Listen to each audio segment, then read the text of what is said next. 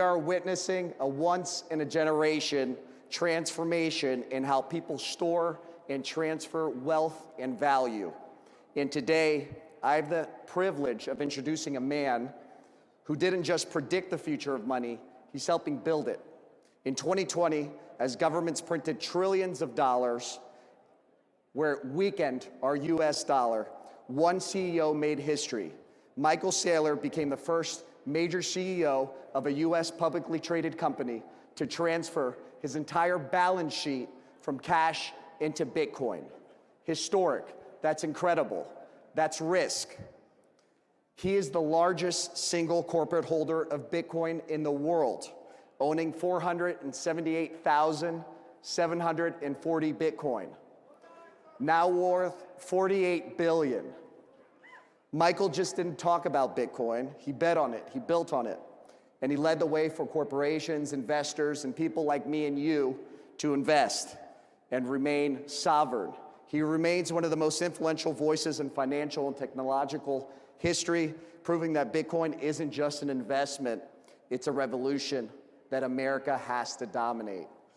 Please join me in welcoming one of the most fearless and financial minds in our future, a champion of digital freedom and a trailblazer, Michael Saylor.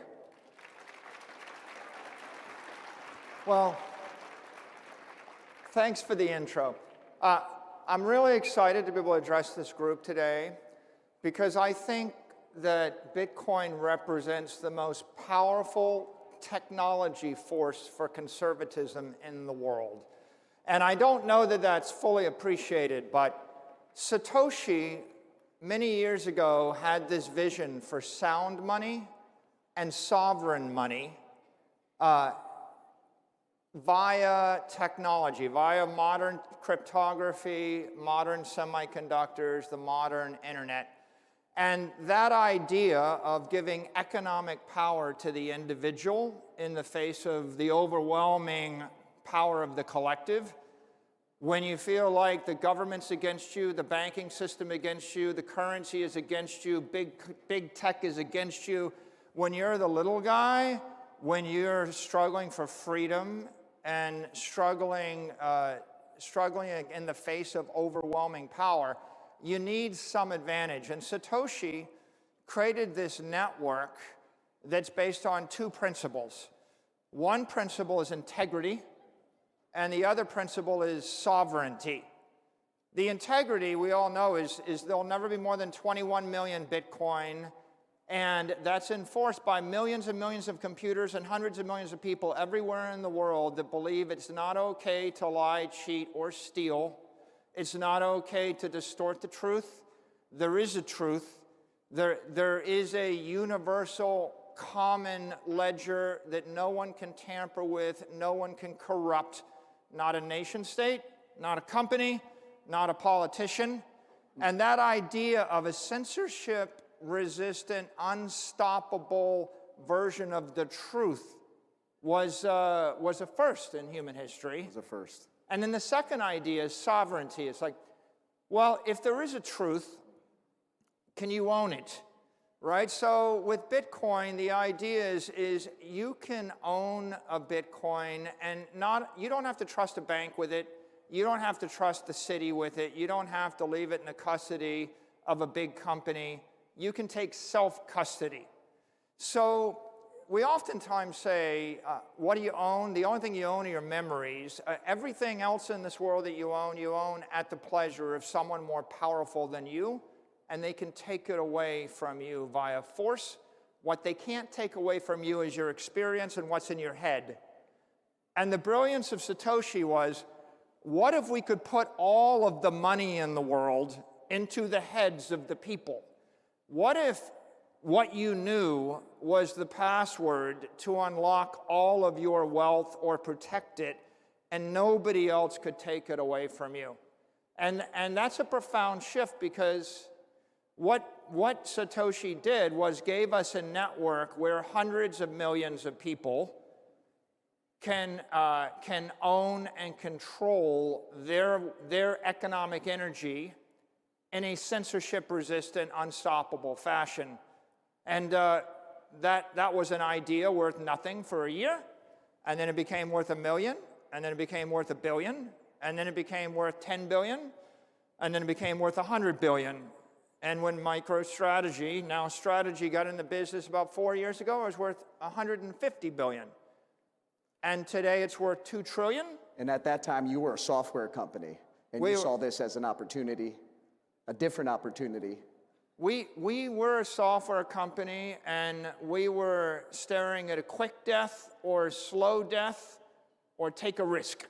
And you know, when the COVID lockdowns took place and the interest rates went to zero, we had to decide, were we going to sell the company, throw in the towel, or could we find a way out? And this is the challenge that 40 million companies in America have, which is if you're not one of the Magnificent Seven, if you're not Apple or Google or Microsoft, how are you supposed to compete in a world where trillion-dollar companies have all the power, big banks have all the power, big government has the power, and Bitcoin offered us the way out, because if you recapitalize a company on Bitcoin, you're not slave to the bank, you're not slave to the currency, you're not slave to the local politician that tells you what you can do and how you can use your money. Instead of having the central bank take interest rates to zero and keep them there forever, right? Bitcoin gave us a 60% return every year, because the Bitcoin interest rate is set by a global decentralized system of capital flows. So my company was able to save itself when we switched from Bitcoin, from the US Treasury or the bond to Bitcoin. Our market cap increased from $1 billion to $100 billion. And our enterprise value increased from $600 million to $105 billion. And we went from a $500 million company growing 0% a year, competing against a monopoly, Microsoft, where it's hopeless, to a $50 billion company growing 60% a year that's part of the digital economy. So I feel blessed, and we are very fortunate, but that really motivated me with a mission. And what I realized is Satoshi gave us a way out of our conundrum. Satoshi gave us a strategy that makes a small company big and powerful, that makes the individual more powerful than the state, that turns the power balance between the collective and the individual on its head. And the secret to that is this powerful worldwide network that puts the individual first, that's uncorruptible, that anybody can join, that gives you unfettered, uncensored property rights. Well, to that point, I'd spent the last couple of days preparing for this and had a list of questions for Michael. And about 10 minutes before we sat down on the stage, and he goes, let's talk about why Bitcoin is conservative. Let's talk about why this is your coin and this is your industry. So, Michael, how is Bitcoin conservative? Why should it be important to this audience, the largest conservative conference in the world? Bitcoin literally represents the conservation of energy in cyberspace.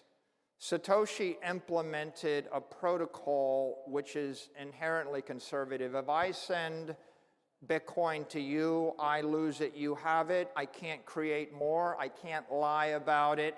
The thing that's beautiful about nature is conservation of energy. Conservatism is based on natural law. It's based on the idea that if you just make something up which isn't true, you'll be punished. And the Bitcoin network represents that innate integrity and truth. So, you know, if you think about the world today, there's just an inherent force. There's a struggle between capitalism and socialism, between people that believe in freedom and free markets and those that believe in central planning and collectivism. And if I'm a socialist, I want to take away your guns and your money. And Bitcoin is money that they can't take away. Like, what freedom do you have if you have all of your money in a bank that can freeze it, What freedom do you have if you have your money embedded in a currency where someone can print 4x more of it without your approval and debase it to zero? What freedom do you have if you own real estate in a city where the mayor can put rent control on it or expropriate it, or the governor can tax it away from your family? What freedom do you have if all your wealth is in a business where the government can tell you you can't operate, shut down your pipeline, tax your employees, tax your income, regulate your product? And the answer is, you only have conditional freedom until the government changes and they just take away that freedom. And then when they take away your wealth, when they take away your economic power, they're going to starve you to death, and then you've got nothing. So Bitcoin represents putting your economic wealth in cyberspace. It's beyond the reach of the mayor, beyond the reach of the governor, beyond the reach of any nation state, beyond the reach of any other company that would do you harm.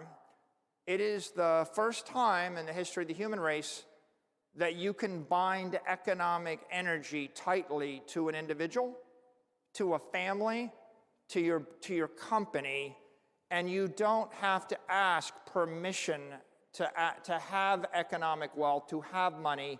And you don't have to live in fear that someone gets up on a morning and just takes it all away from you to power you down.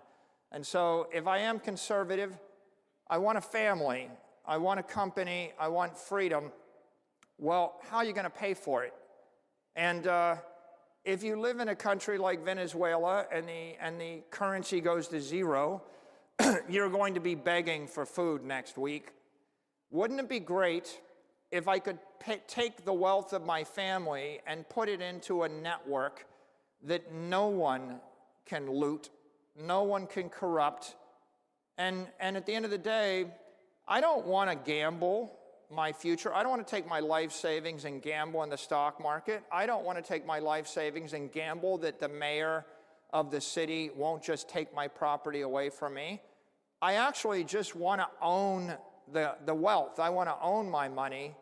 And Bitcoin is a way for you to convert your capital into digital capital that will last 1,000 years. Your country will be, your company, your country, or your family will be wealthy for generations to follow. You don't have to live in fear. And when you don't have to live in fear, when you have economic independence, you can actually stretch your time horizon out, and you can build an institution, you can build your family, you can build a life for yourself. Michael, you talked about several things there. One is wealth, sovereignty, agency, the ability to come in and for someone, a mayor, a city councilman, to take what you have. We've seen that happen from New York to California. A lot of us have been subject to this. And then you also talk about leadership. We have President Trump. We have the greatest leader our nation has ever had. He's compared to George Washington. People love him. We love him. He sees Bitcoin, he sees the digital asset industry as an exceptional opportunity. How can America ensure its dominance moving forward? You know, this nation became great because of the Louisiana Purchase. We bought a third of the country from Napoleon for a few $1 million. Then we purchased Texas and California from the Mexicans for a few million more. Then we purchased Alaska from the Russians for a few million more. We didn't even know there'd be $1 trillion of mineral rights underneath Alaska when we purchased it. They called it Seward's Folly. But what I'm describing is manifest destiny. If you want to create a great nation, you have to build it on valuable property. You have to know, where is all the money headed? Where is the future? When we bought California, we didn't know there'd be a Hollywood. We didn't know there'd be a Silicon Valley. No one really considered. In 1867, we didn't have a petroleum industry.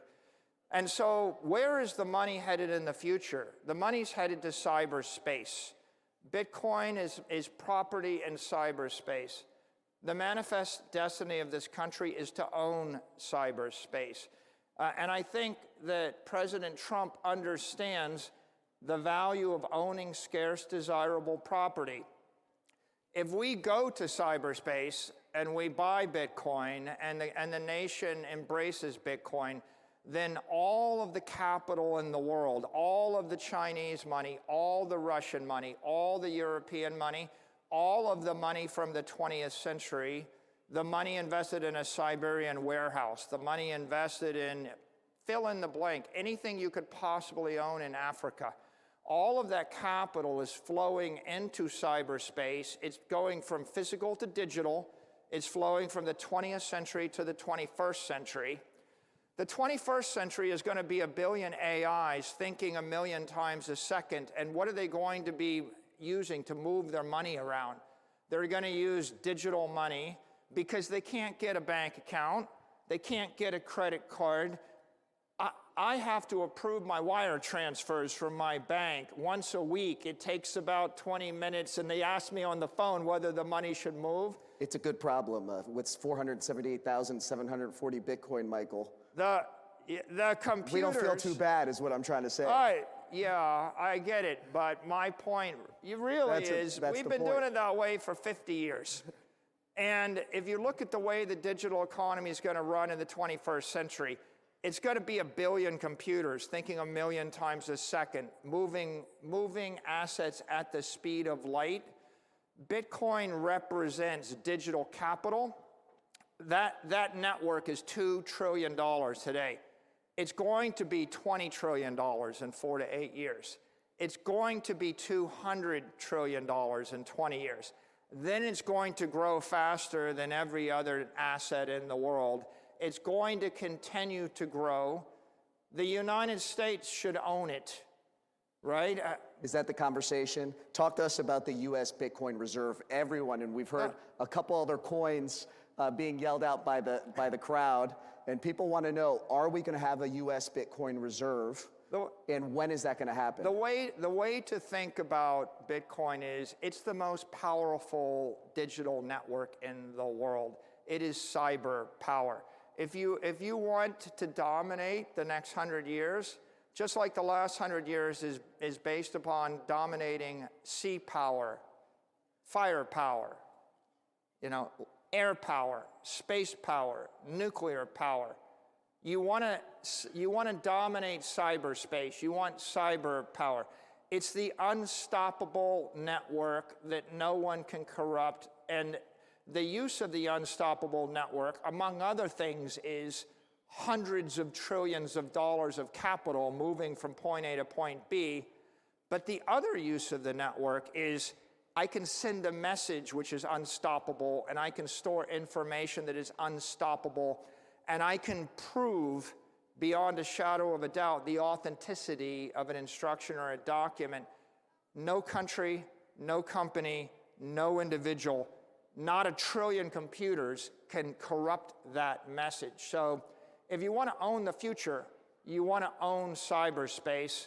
How do you own cyberspace? You own Bitcoin, and then you run the Bitcoin networks. You mine Bitcoin, you own Bitcoin. President Trump understands property. He understands the value of Greenland.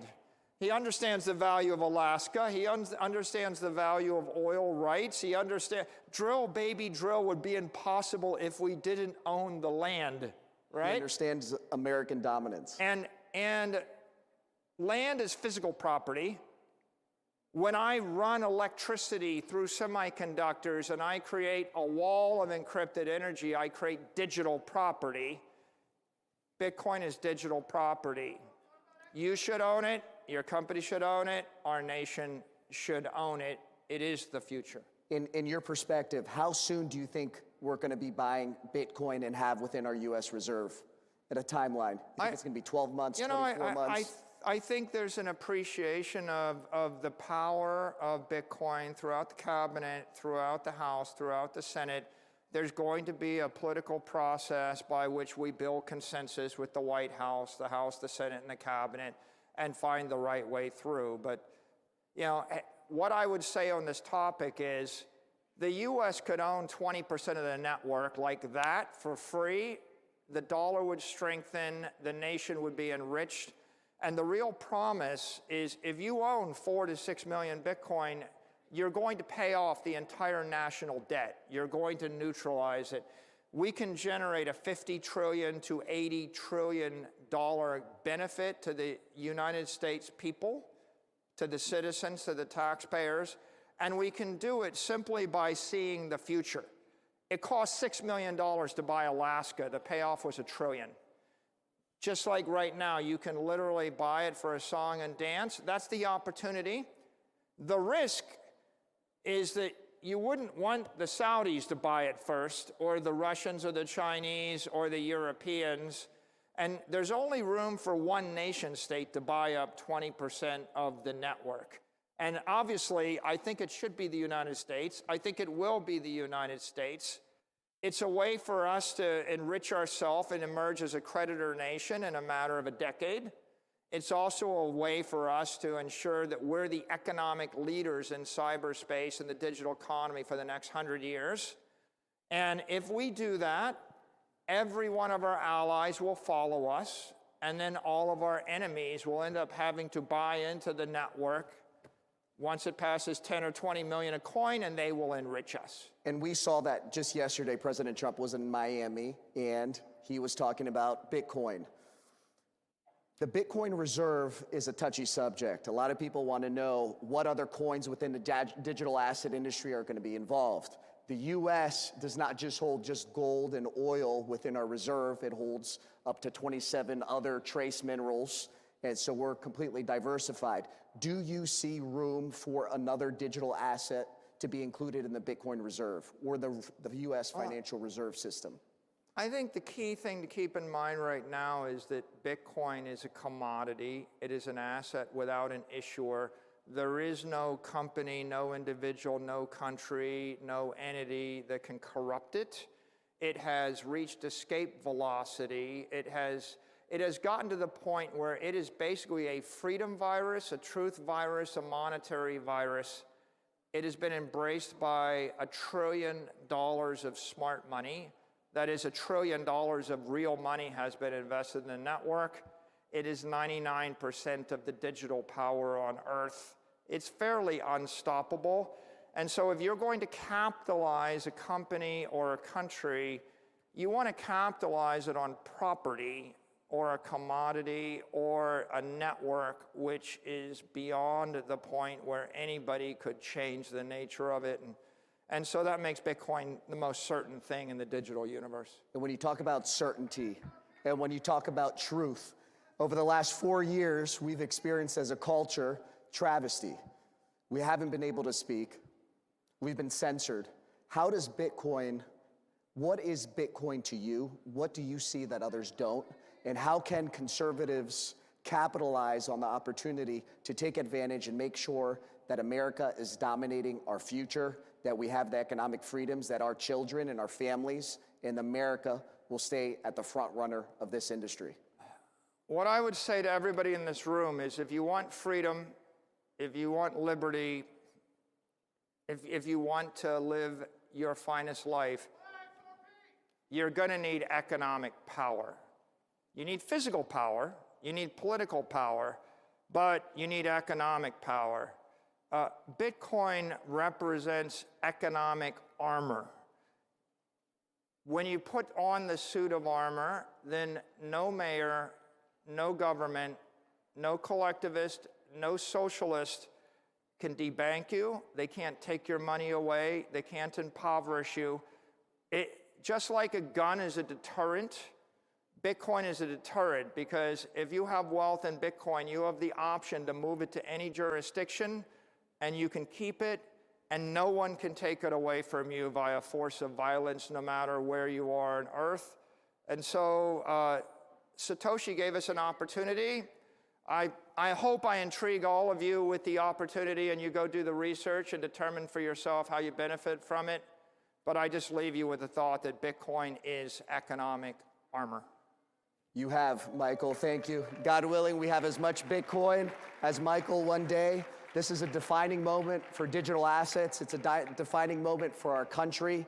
We thank all of you. Michael, thank you so much for joining us. CPAC is going to be at the front of the digital asset industry. We see Bitcoin and the entire industry as a significant resource for our country and our people. Thank you, everyone. God bless America. Thank you.